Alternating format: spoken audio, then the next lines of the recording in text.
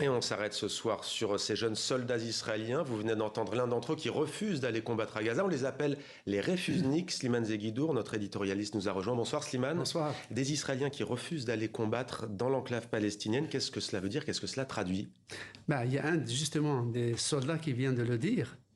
Aujourd'hui, en Israël, être patriote, c'est refuser d'aller se battre à Gaza. Et il le dit.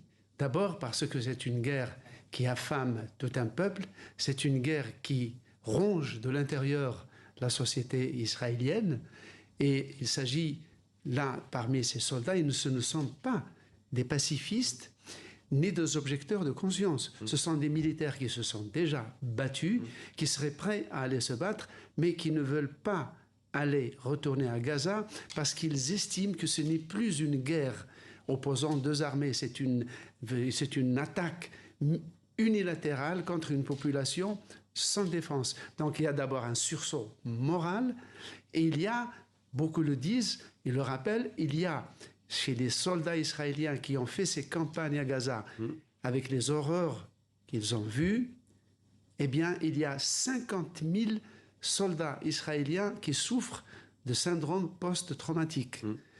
Donc tout cela fait que la réserve, qui est un peu la fierté d'Israël, qui est le socle de l'armée israélienne, ça totalise à peu près, grosso modo, un demi-million d'hommes. Bien, c'est cette réserve dans laquelle l'armée puise.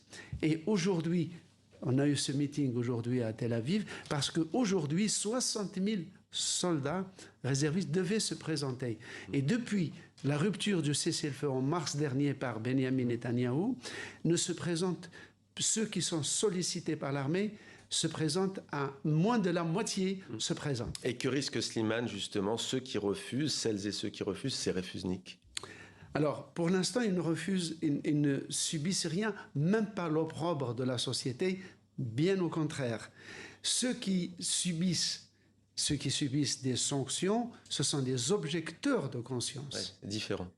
Qui ne refusent d'aller servir même dans les territoires occupés, pas forcément d'entrer dans des unités de combat. Donc cela délégitime l'occupation israélienne, mettent en exergue le côté violation du droit international et laisse entendre aussi, maintenant il y a un nouvel élément qui apparaît, c'est les sanctions et les poursuites sur le plan international. C'est un élément qui va être de plus en plus pesant dans les décisions des uns et des autres. Merci beaucoup Slimane pour toutes ces précisions.